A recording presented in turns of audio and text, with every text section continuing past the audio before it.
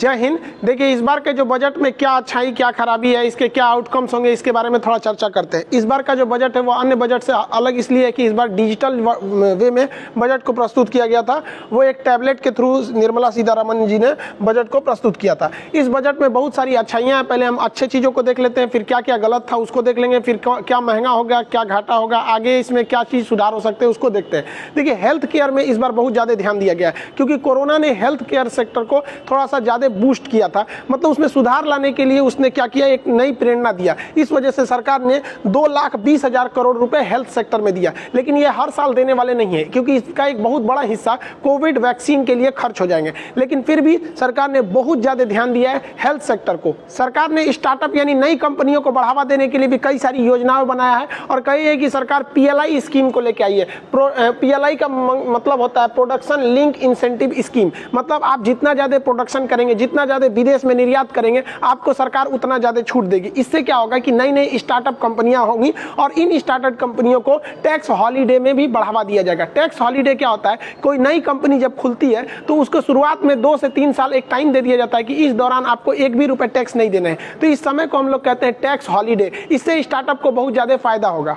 भारत सरकार ने सूती वस्त्र उद्योग अर्थात कपड़ा उद्योग को काफी ज्यादा बढ़ावा दिया है क्योंकि भारत में सबसे ज्यादा अगर कहीं रोजगार है तो वो कृषि और सूती वस्त्र उद्योग में। लेकिन ये असंगठित है। असंगठित उसे कहते हैं जिसके काम करने का टाइमिंग फिक्स ना हो, सैलरी फिक्स ना हो, छुट्टी फिक्स ना हो। हालांकि संगठित क्षेत्र में सबसे ज्यादा रोजगार लगभग 16 लाख लोगों को रोजगार रेलवे ने दिया है। लेकिन रेलवे एक संगठित क्षेत्र है, उसमें टाइमिंग फिक्स है कि आपको इतने बजे ड्यूटी पे आना है, आपकी सैलरी इतनी दी जाएगी, ये दिन आपकी छुट्टी के लिए होगा, यहाँ आपकी सैलरी, मतलब हर चीज वहाँ फिक्स है। तो जो फिक्स होता है उसे संगठित क्षेत्र कहते हैं, जो फिक्स नहीं होता है उसे असंगठित क्षेत्र कहते हैं। तो कपड़ा एवं कृषि उद्योग असंगठित क्षेत्र है। इसमें काफी ज्यादा लोगों को कपड़ा उद्योग में रोजगार मिला, इसलिए इसे ज्यादा बढ़ावा दिया गया। साथ ही सरकार ने 2 लाख कंपनियों को MSME का दर्जा दे दिया। MSME ऐसी कंपनियों को बोलते हैं, इसमें 3 श्रेणी की कंपनी आती है, माइक्रो, स्मॉल एंड मीडियम, सूक्ष्म, लघु एवं मध्यम। ये जो जिस कंपनियों को MSME का दर्जा मिल जाता है उन्हें सरकार से कुछ छूट मिल जाती है, टैक्स में छूट मिल जाती है, पेपर वर्क नहीं करना रहता है, थोड़ी बहुत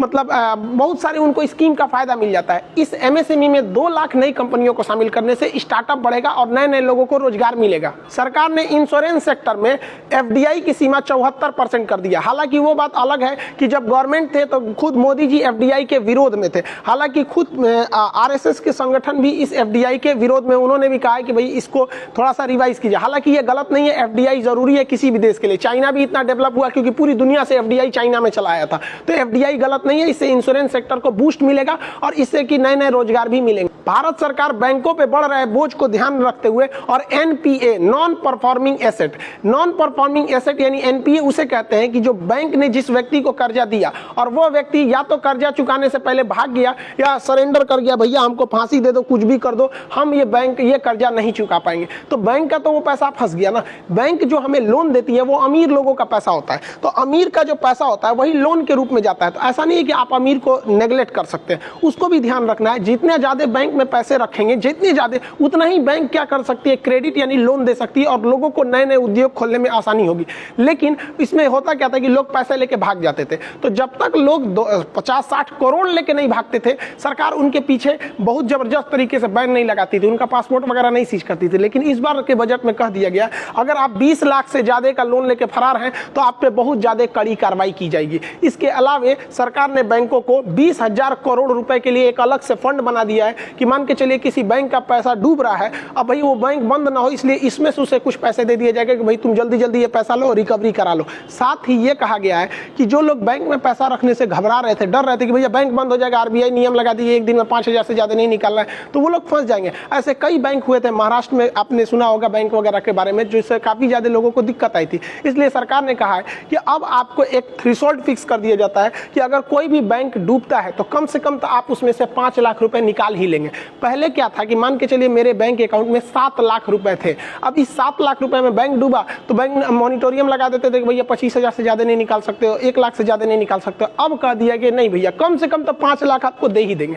बचा 2 लाख रुपए। अब इसकी रिकवरी आपको सरकार करेगी, लेकिन ये तत्काल नहीं करेगी, 6-7 महीना साल भर का समय लेगी। तो सरकार की ये एक स्टेप अच्छा है, इससे लोगों के अंदर कॉन्फिडेंस आएगा कि कम से कम जो मीडियम कैटेगरी के लोग हैं वो लोग भी कहेंगे कि भैया चलो रख देते, कम से कम 5 लाख रुपए तो मेरा सेफ है, बाकी का भी सेफ है, लेकिन थोड़ा लॉन्ग टाइम पे जाने के बाद वो उनको रिटर्न मिलेगा। सरकार ने 2 बैंकों को मर्ज करने की बात कहा है। अब भैया ये कौन से बैंक होंगे, इसके बारे में सरकार ने कोई खुलासा नहीं किया है। इस बजट में एनआरआई को भी ध्यान में रखा गया है। एनआरआई वो लोग होते हैं जो विदेश में रह के काम करते हैं। भारत के लगभग 55 से 60 लाख लोग एनआरआई हैं जो अमेरिका, गल्फ कंट्री, सऊदी अरब वगैरह में काम करते हैं। उन लोगों को कहा गया है कि आप भारत में भी आके सिंगल पर्सन कंपनी खोल सकते हैं। देखिए, 1 पर्सन कंपनी जो ओपीसी होती है, ये ऐसी कंपनी होती है जिसमें एक सिंगल मालिक रहता है, बाकी सब लोगों को वो स्टाफ हायर करके रख सकता है। इससे के लिए क्या है, ये अच्छे होते हैं। इससे क्या है कि नए नए स्टार्टअप खुल सकते हैं। अगर आपको कंपनी खोलना है तो भैया एक बोर्ड मेंबर बनाओ, ये सीईओ होंगे, ये डायरेक्टर होंगे, ये होंगे, दुनिया भर का तामझाम होता है। जबकि अगर आप सिंगल 1 पर्सन कंपनी या सिंगल पर्सन कंपनी का तो कोई दिक्कत नहीं, आप रजिस्ट्रेशन करा दीजिए, बाकी लोगों को सैलरी पे रख लीजिए, आपकी ये सैलरी, आपकी ये सैलरी। इससे ज़्यादा से ज़्यादा कंपनी खुलेंगी। और जो भारत में एनआरआई लोग हैं जो विदेशों में है, वो वहाँ पे इन्वेस्ट करते हैं। उससे बेहतर होगा कि मान के चलिए कोई दुबई में ड्यूटी कर रहा है, काम कर रहा है, तो दुबई से वो भारत में आ जाएगा, सिंगल मैन कंपनी खोल के चला जाएगा, यहाँ पे रजिस्ट्रेशन करा के सिंगल मैन कंपनी यहाँ अपने स्टाफ को हायर करके दे देगा। वो यूएई में भी कमा रहे हैं, उसकी कंपनी यहाँ भी वर्क कर रही है, प्रॉफिट होगा तो उसको भी फायदा होगा, सरकार को टैक्स मिलेगा और रोजगार भी मिलेगा। सरकार ने जिस तरह से टेलीकॉम कंपनी, हमें एयरटेल पसंद नहीं आएगा तो हम जियो ले लेंगे, जियो नहीं पसंद आया वोडाफोन लेंगे, जो मन हम स्विच कर सकते हैं। लेकिन हमारे देश में एक समस्या ये थी कि हम जिस शहर में रहते थे उस शहर में बिजली वितरण की एक ही कंपनी अवेलेबल रहती थी। इस वजह से वो मनमानी करते थे। कभी बिजली बिल किसी का 10,000, लॉकडाउन में सोचो हमारा बिजली बिल 1,60,000 रुपया आया है। अब सोचो ना भैया, मार्च से लेकर जनवरी तक हमारी कोचिंग में एक बल्ब नहीं जला है, 1,60,000 रुपया बिजली बिल दे दिया और काट दिया, जमा करिएगा तब देंगे। मनमानी ना होता है ये लोग का। वो लोग कह रहे हैं हाँ खूब से खूब क्या कर सकते हैं, हम इंस्टॉलमेंट कर देंगे, आप 50-50 हजार करके 3 बार में दे दीजिए। ये मनमानी है। तो ऐसे बिजली बिल अगर मनमानी करती है तो सरकार कह देगी कि अब एक शहर में हम कई तो डिस्ट्रीब्यूशन नेटवर्क को डाल देंगे। अब अलग अलग प्राइवेट कंपनियां भी आएंगी, आपको वो कहेगी भैया हमारे बिजली बिल ले लो, हम 6 रुपया यूनिट देंगे, कोई कहेगा हम 5.5 रुपया यूनिट देंगे। किसी की सर्विस अच्छी, कोई कहेगा रात 2 बजे आइए हम बना देंगे आपको। तो अब आपको आने ये सुविधा आपको तुरंत नहीं मिलेगी। हाँ, आने वाले 2-3 साल में आपको ये देखने को मिलेगा कि आप जब बिजली लेने जाएंगे, जिस तरह सिम खरीदने जाते हैं उस तरह से आपको बिजली वितरण की कंपनियां भी देखने को मिलेगी, जिससे कि साफ सुथरी नीति आएगी और बिजली चोरी भी बच जाएगी। सरकार ने सीनियर सिटीजन जो 75 साल से ज्यादा के एज के हैं उनको कहा है कि भाई साहब अगर आपको पेंशन मिल रहा है, ये सब चीजों पर ITR नहीं लगेगा। और देखिए इनकम टैक्स रिटर्न नहीं लगेगा, मतलब आपको वो जो बैंक वाले हैं वो खुद ही मतलब इनकम टैक्स काट के ही आपको पैसे देंगे। ऐसा नहीं है कि आपको मतलब थोड़ा सा रिलीफ है, ये बहुत बड़ा रिलीफ नहीं है। लेकिन इन लोग को एक चीज का हाँ फायदा है कि इन लोग को CA का चक्कर बार बार नहीं लगाना पड़ेगा, क्योंकि ITR फाइल करने में ना CA को हायर करना पड़ता है, फिर एक वो भी लोग सैलरी लेते हैं। एग्जाम के पॉइंट ऑफ व्यू से आपको पता होना चाहिए कि सरकार को इनकम कहां से आ रहा है और एक्सपेंडिचर यानी खर्च कहां है। तो इनकम में अगर हम ध्यान देंगे तो हमको सबसे ज्यादा इनकम होता है विदेश से ऋण लेकर। अब ये संस्थागत ऋण ले सकते हैं, जैसे मान के चलिए हम WTO से ले सकते हैं या वर्ल्ड बैंक से ले सकते हैं, IMF से ले सकते हैं, अलग अलग बैंकों से हम लोग एशियाई डेवलपमेंट बैंक से ले सकते हैं। तो जहां जहां अलग अलग बैंकों से ऋण लिए हैं, हम लोग जापान से भी ऋण लेके रखे हैं, अमेरिका से ऋण लेके रखे हैं। तो ये ऋण लेने से भी हमें सबसे ज्यादा इनकम होता है 36%, हमारे टोटल इनकम का 36% होता है। तो इतना याद रखिएगा, अगर हम सबसे ज्यादा कर्जा ले रहे हैं ना तो सबसे ज्यादा खर्च होगा ब्याज में। देखिए ऋण का ब्याज भरने में सबसे ज्यादा होता है, तो यहाँ होता है। फिर GST में 15% होता है। इनका इस बार GST थोड़ा ज्यादा ही भरा गया। इसका एक रीजन भी है, सरकार को ऐसा लग रहा है बार बार GST ऐसा होगा। इसके भी देखिए लॉकडाउन जब हुआ तो हर चीज ऑनलाइन हो गई, ऑनलाइन में GST से भाग ही नहीं सकते। 1 रुपया का भी ऑनलाइन सेल कीजिएगा तो आपको GST लेना ही पड़ेगा। इस वजह से भी ये देखा गया। हालांकि टैक्स ज्यादा कलेक्शन होना देश के लिए अच्छी बात है, ताकि सरकार अच्छे से काम कर सकते हैं। इनकम टैक्स 14% है और कॉर्पोरेशन टैक्स यानी निगम कर, कॉर्पोरेशन टैक्स उस टैक्स को कहते हैं जो बड़ी बड़ी कंपनियों पे लगता है। टाटा, बिरला, महिंद्रा, ये सब बड़ी बड़ी कंपनियों पे कॉर्पोरेशन टैक्स लगता है वहां पे। अभी नहीं कि किसी का खैनी की दुकान है, खैनी बेच रहा है, दिन भर में बेचा 60 रुपया का, उस पर कॉर्पोरेशन टैक्स ठोक दीजिए, उस पर नहीं लगता, बड़ी बड़ी कंपनियों पे लगता है यहाँ पे। तो ये 4 स्लैब आप याद रखेंगे कि सरकार के आय का मुख्य स्रोत ये है। अब सरकार का खर्च देखते हैं, एक्सपेंडिचर क्या चीज है। सबसे ज्यादा खर्च जो होता है सरकार को ऋण देने में, ऋण के बदले ब्याज चुकाने में इस सरकार का, हमारे देश का 20% पैसा इसमें खर्च हो जाता है। बाकी स्टेट को 16% डिसाइड में चला जाता है। हर स्टेट को उसके टोटल टैक्स कलेक्शन का 42% लौटाना होता है। तो जो केंद्र सरकार देखेंगे ना, यूपी को, बिहार को दे दी 2 लाख करोड़, उनको 3 लाख करोड़ ऐसे देती है, तो टोटल खर्च का राज्यों को 16% चला जाता है। और उसके बाद केंद्र सरकार योजना चलाती है, कभी किसान, प्रधानमंत्री किसान योजना, कई योजना, दुनिया भर की सरकार के 100-150 योजनाएं चल रही हैं, तो उन योजनाओं पे ये खर्च होता है। तो आप इस चीज को याद रखिएगा, सरकार का इस बजट में सबसे बड़ा फोकस रहा कि सरकार अपना खर्च बढ़ाना चाहती है। वो जानती है ज्यादा से ज्यादा खर्च करेंगे तो देश संपन्न हो जाएगा, इसलिए सरकार ने 40 लाख करोड़ रुपए खर्च करने का प्लान बना दिया। आप कहेंगे कि खर्चा करने से ऐसे कैसे बढ़ेगा, तो देखिए, मान के चलिए हमारा परिवार है, 10 लोग इस परिवार में है, हम इस परिवार के मुखिया हैं, हम सोच लेंगे कि हम पैसे खर्चा नहीं करेंगे, तो क्या मेरा परिवार कभी खुश रहेगा? नहीं, उसको जरूरत है किसी चीज का। और अगर हम दिल खोल के पैसा खर्च करेंगे तो मेरा परिवार भी खुश रहेगा। तो सरकार भी जब दिल खोल के पैसा खर्च करती है तो लोगों को रोजगार मिलता है, नई नई सड़कें बनती है, मेट्रो बनती है, स्कूल, यूनिवर्सिटी, हॉस्पिटल, बहुत सारी चीजें बनती है। तो सरकार को खर्च करना जरूरी है, लेकिन भैया जरूरी है कि सरकार के पास पैसा भी आए। तो जब देखिए, ऐसा नहीं है कि सरकार खर्च करेगी तो पैसा नहीं आएगा, सरकार खर्च करेगी तो बड़ी बड़ी कंपनियां आएंगी, लोगों का इनकम बढ़ेगा, तो बदले में वो लोग भी तो जीएसटी देंगे, इनकम टैक्स देंगे, कारपोरेशन टैक्स देंगे। तो लेकिन शुरुआत में खर्च करना पड़ेगा, इंफ्रास्ट्रक्चर बनाना पड़ेगा। तो इस बार का ये एग्जाम के लिए याद रखेंगे, 40 लाख करोड़ रुपए खर्च करने का प्रावधान रखा गया है। अब एक चीज होता है प्राइवेटाइजेशन और दूसरा होता है डिसइन्वेस्टमेंट। तो सरकार ज्यादातर चीजों को डिसइन्वेस्टमेंट कर रही है। डिसइन्वेस्टमेंट एक अलग चीज होता है, सरकार अपनी कुछ जिम्मेदारियों को प्राइवेट को दे देती है। जैसे मान के चलिए हमारा ये कोचिंग है, हम यहाँ पर क्या करते हैं, एक काम करते हैं, हमको हर चीज देखना पड़ता है, ऑफिस में क्या इंक्वायरी आ रही है, टेक्निकल टीम क्या चीज है, ऑनलाइन टीम क्या है, ऑफिस में ऑनलाइन पढ़ा रहे हैं, ऑफलाइन पढ़ा रहे हैं, फिर उस पर सिक्योरिटी है। तो हम लोग भी क्या करते हैं, डिसइन्वेस्टमेंट टाइप का एक काम कर देते हैं।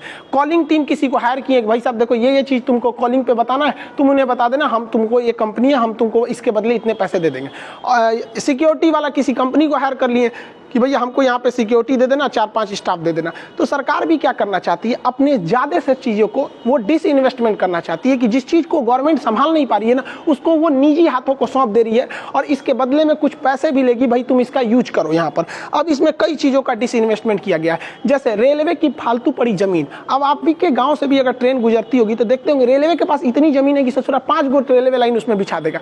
तो सरकार प्लान बनाई है कि जो खाली जमीन है उसे लीज पर दे दिया जाए ताकि उससे कुछ किराया आ सके। और रेलवे के जितने भी स्पेयर पार्ट है जो कचड़े हो चुके हैं, वो खामखा एक जमीन घेरे हुए हैं, सड़ रहे हैं, उससे अच्छा इसको हम लोग क्या करेंगे, किसी कंपनी को बेच देंगे, वो गला के उसका ट्रक बनाए, कुछ भी बनाए। रेलवे के सामान को दूसरा आदमी बेच भी नहीं सकता, उसको खरीदना बेचना एक तरह का गुनाह है, ये सरकार ही कर सकती है। विनिवेश यानी डिसइन्वेस्टमेंट, मतलब तो समझ ही गए, अपनी हिस्सेदारी को बेचना। तो सरकार LIC के भी अपनी हिस्सेदारी को बेचेगी, कहेगी भाई साहब देखो LIC है, हमको तुम दे दो 10,000 करोड़ दे दो, LIC का इससे इतनी हिस्सेदारी ले लो। तो इसमें सरकार को क्या होगा कि कुछ हिस्सेदारी दे देगी, तो जो हिस्सेदारी खरीदता है भैया, उससे जब हिस्सेदारी खरीदेगा तो सरकार के पास भी तो पैसे आएंगे, वो भी कुछ काम करेगा।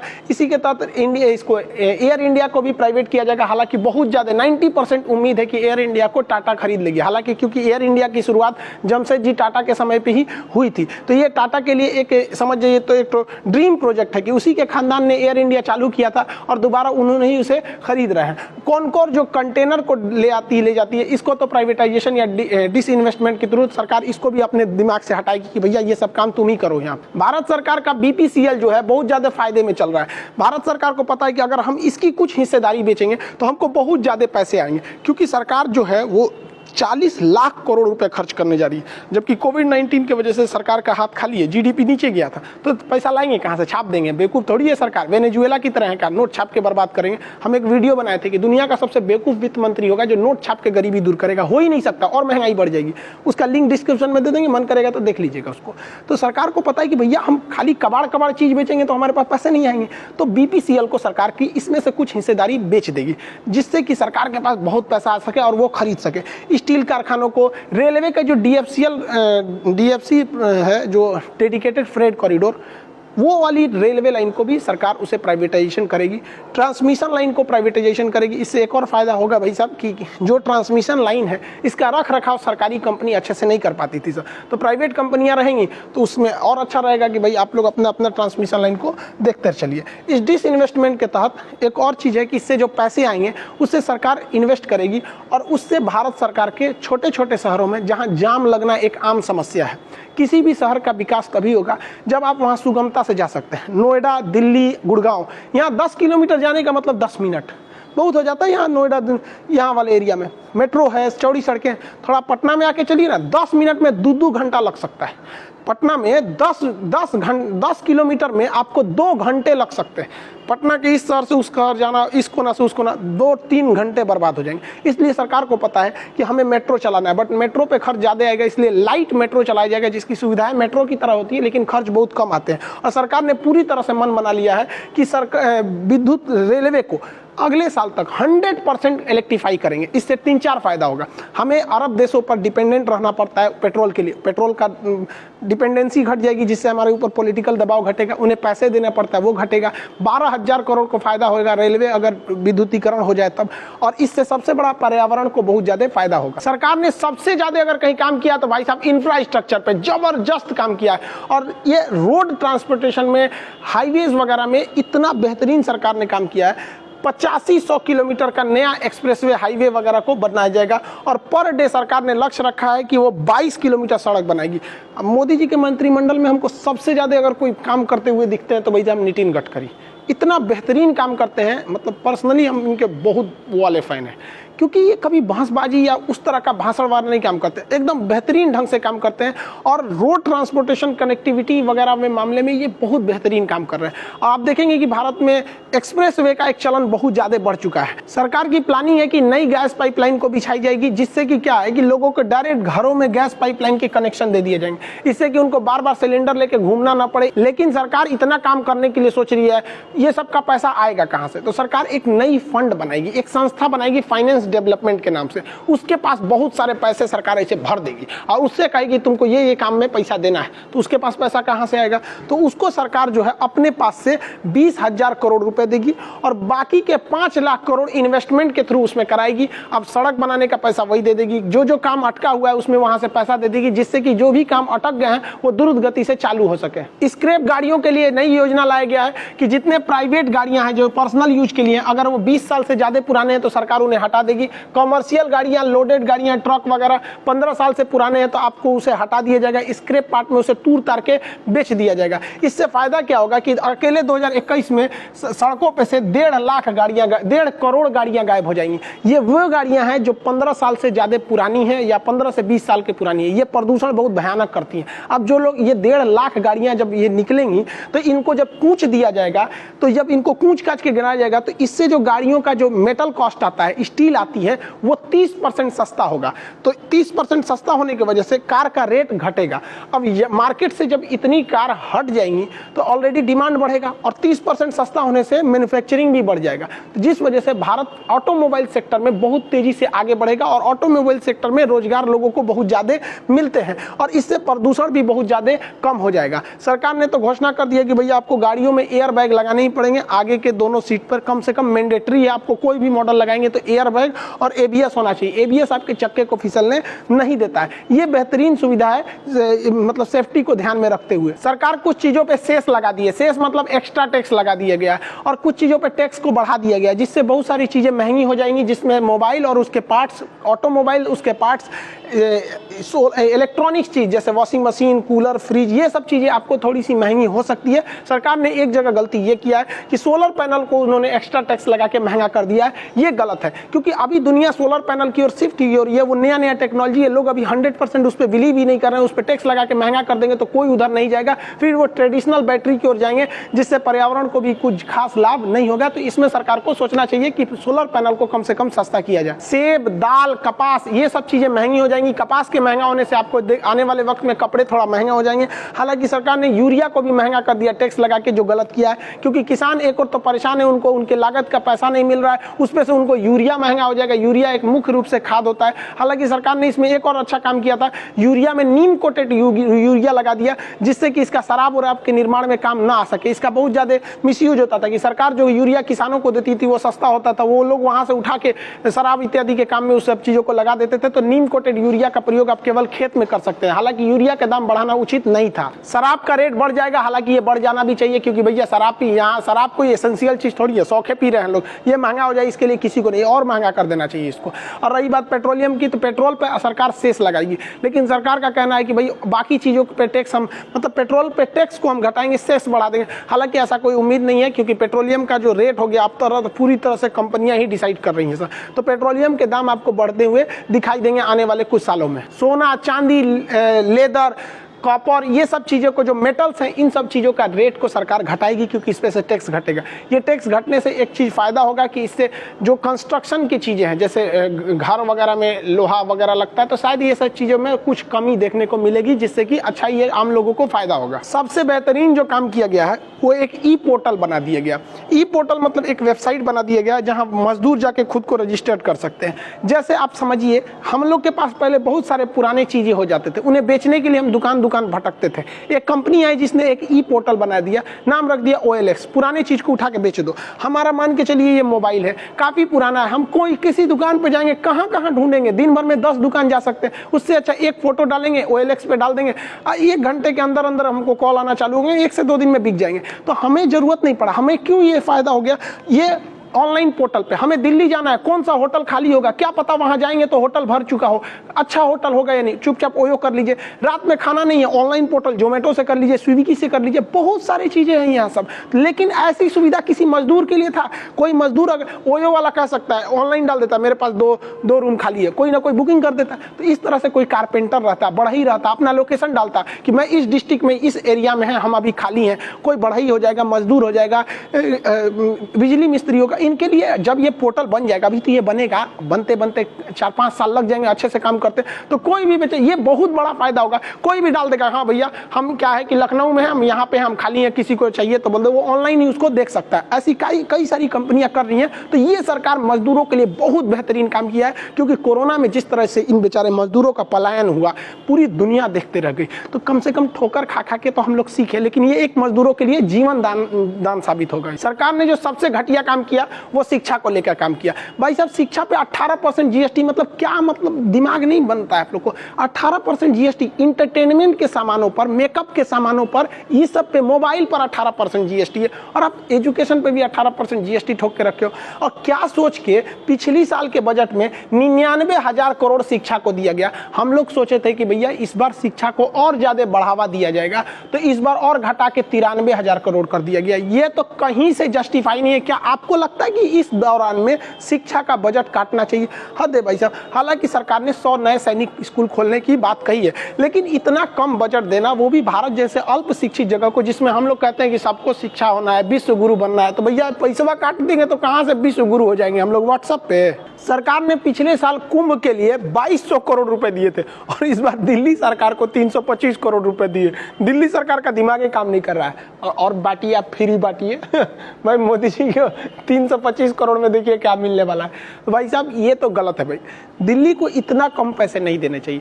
दिल्ली बहुत बड़ा है, हम सबका दिल्ली है, मतलब ऐसा नहीं पूरा देश का, हम सबका पूरा देश है। बट दिल्ली एक ऐसा जगह है जहाँ सबको काम आते हैं।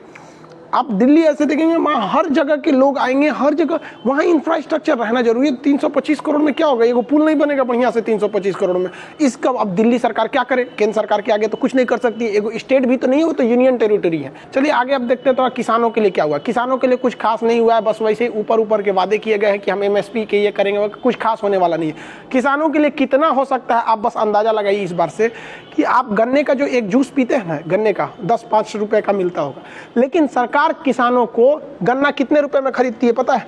3.5 रुपया प्रति केजी। ये रेट है भारत में गन्ना का। उसके बाद सुनिए, क्वेश्चन पूछता है कि खेत में सबसे ज्यादा समय तक कौन फसल रहती है, तो गन्ना रहता है। 10 महीने तक फसल रहती है। उसके बाद जब वो गन्ना काटता है ना ये किसान, और उसके बाद जब बेचता है, तो बिकने के बाद इन लोग को तुरंत पैसा नहीं मिलता है, 4-5 महीना बाद पैसा आता है चीनी मिल से। वो भी सोचिए यार क्या हाल हो गया है कि 3.5 रुपया किलो लेकिन जनता को ये बात खराब ना लगे इसलिए इसे अलग ढंग से प्रस्तुत किया जाता है। कहा जाता है कि भाई गन्ने का रेट क्या है, तो भाई 350 रुपये प्रति 100 kg प्रति क्विंटल मिलेगा। तो भैया बतिया तो बराबर है, दोनों बात तो बराबर है। 350 रुपये का मतलब कितना रुपये किलो हो गया? 3.5 रुपये किलो हो गया। अभी भाई किसान ये आंदोलन करके 3.5 रुपया लाए हैं, पहले 3 रुपया 30 पैसा बिकता था। 2018 में किसानों ने बहुत बड़ा आंदोलन किया था पश्चिमी उत्तर प्रदेश का, तो इसे बढ़ाकर 3 रुपया 20 पैसे से बढ़ाकर 3 रुपया 50 पैसा किया गया है। और किसान सब क्या गलत, आप अपनी दुनिया भाई 3.5 रुपया किलो गन्ना, मतलब आपको लगता है बेचारा किसान 10 महीने खेत में लगाया है, क्या उसको बचेगा? डिफेंस सेक्टर में सरकार ने 4,80,000 करोड़ दिया। हालांकि इसका एक बहुत बड़ा अमाउंट जो है वो पेंशन और सैलरी देने में खत्म हो जाता है। 50% ही शुद्ध रूप से सेना को बच पाता है। हालांकि सरकार ने अलग से मॉडर्नाइजेशन के लिए बजट बनाए हैं, लेकिन फिर भी जब हमें चीन को देखते हैं तो ये बजट बहुत ही बौना साबित हो जाता है। लेकिन फिर भी हमें सब कुछ देख के चलता है। पाकिस्तान के हिसाब से बजट सही है, बट चाइना की कंपेरिजन में बजट सही नहीं है। लेकिन फिर भी हमें और थोड़ा कर सकते थे डिफेंस के सेक्टर में, लेकिन कोविड-19 की वजह से अर्थव्यवस्था गिरी हुई थी। रेलवे के लिए 1,40,000 करोड़ रुपए अलॉट किए गए हैं। हालांकि रेलवे जो है DFCCL जब आ जाएगी तो कुछ प्रॉफिट में आएगी। बजट में चुनाव का खासा ध्यान रखा गया है। केरल, तमिलनाडु, पश्चिम बंगाल और असम के चुनाव को ध्यान में रखते हुए यहाँ के लोगों के लिए लुभावने वादे किए गए हैं। ये परंपरा भारत में 1951 से ही चलती आ रही है। जब चुनाव है तो उधर थोड़ा सा ज्यादा ध्यान दे दो, उस राज्य के मंत्रियों को थोड़ा सा ज्यादा समय दे दो। इस बजट में क्या नहीं किया गया, तो भ्रष्टाचार को रोकने के लिए कोई कदम नहीं बढ़ाए गए हैं। ट्रस्ट के टैक्स के अगर परसेंटेज घटा दिए गए रहते तो लोग ज्यादा से ज्यादा टैक्स दे देते। हमेशा यही देखा गया है कि टैक्स अगर कम रहता है तो लोग आराम से टैक्स देते हैं, चलो इतना जाओ। सरकार को अगर लगता है कि नहीं हम किसी से इनकम टैक्स 30% 40% वसूल लेंगे, तो भाई साहब आप अगर होशियार है ना तो हिंदुस्तान में एक से एक CA बैठे हैं, सब एक से एक कारपोरेट वकील बैठे हैं, सर 25 ठो दिमाग देते हैं कि सर ऐसे कर लीजिए, ऐसे कर लीजिए, ऐसे ऐसे टैक्स बचता है। आप सरकार को भी पता होगा, तो कोशिश करना चाहिए यहाँ पर। हालांकि सरकार ने टैक्स के स्लैब में चेंजिंग नहीं किया, हालांकि ये बहुत अच्छा चीज है। हर साल टैक्स के स्लैब में चेंज हो जाता था, जिस वजह से लोगों को दिमाग हायर मतलब परेशान हो जाता था इस साल का टैक्स स्लैब क्या चीज है। देखिए इस बार एक और चीज है, सरकार को कोशिश करना चाहिए कि जो नई नई कंपनी आई हैं वो रजिस्ट्रेशन करा ले। रजिस्ट्रेशन अगर कंपनी कराती है तो सरकार को उन्हें कुछ छूट देना चाहिए ताकि वो लोग रजिस्ट्रेशन करा ले। अगर रजिस्ट्रेशन करा लेगी तो टैक्स देगी, अगर रजिस्टर्ड ही नहीं है तो टैक्स देने का सवाल ही नहीं पैदा होता है। ये बजट जो था वो देश के लिए था और अच्छा भी है।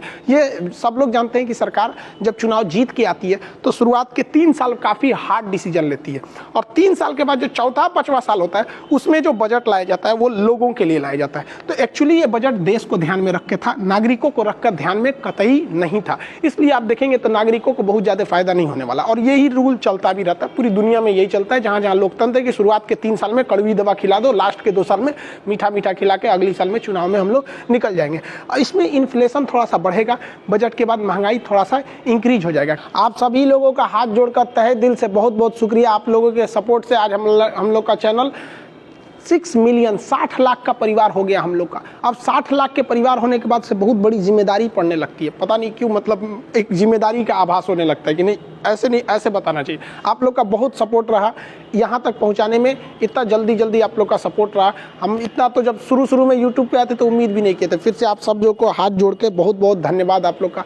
अब इस जब 6 मिलियन हुआ तो भाई देखिए स्टूडेंट लोग, आप लोग को हम क्या बताएं कि जो एटलस का बैच था ना, एटलस के बैच में एडमिशन मतलब एकदम ओवर है, इसमें हम लोग नहीं ले सकते। हम लोग कोशिश कर रहे हैं सर्वर में जगह बच जाएगा तो आगे बढ़ा सकते हैं। यहाँ पे हिस्ट्री में एडमिशन क्लोज थे, बट बहुत ज़्यादा रिक्वेस्ट होने की वजह से और पटना ऑफलाइन में जगह ना होने की वजह से हिस्ट्री में एडमिशन आप लोग का खोला जाएगा, और बस मैं 2 से 3 घंटे के लिए एडमिशन इसमें अलाउ किया जाएगा आपका, और महज 1 से 1.5 लाख लड़कों का एडमिशन लेंगे, क्योंकि सर्वर इतना ज़्यादा क्रैश हो चुका है, मतलब इतना प्रॉब्लम है कि ज्योग्राफी का क्लास नहीं हो पा रहा है। और बायोलॉजी में इसमें एडमिशन चल सकता है, बायोलॉजी का क्लास मंगलवार से आएगा, तो इसमें आप लोग इनरोल हो सकते हैं। इसमें बस 1 से 1.5 लाख लड़के इसमें आएंगे, और ज्योग्राफी का क्लास को हम लोग सर्वर में जब जगह रहेगा तो हम आपको इसका प्रोवाइड करा दिया जाएगा। समझ में आ गया? अब एप्लीकेशन पे देखेंगे तो 11 लाख स्टूडेंट हो चुके हैं सब, और गूगल एप्लीकेशन जो होता है प्ले स्टोर, वो हम लोग को मेल कर रहा है कि मतलब वहाँ पे लिखना चाहिए ना 1 मिलियन, वो लिखता है केवल 500K, मतलब 5 लाख प्लस। वो कहता है कि हम अभी वेरीफाई कर रहे हैं, आपका इतना जल्दी कैसे बढ़ गया। तो भाई साहब आप लोग का, सबका, स्टूडेंट्स का, आप सब लोग का बहुत बहुत सहयोग रहता है जो आदमी यहाँ तक पहुँच गया। आप सब लोग को दिल से धन्यवाद। मिलेंगे नेक्स्ट क्लास में। जय हिंद।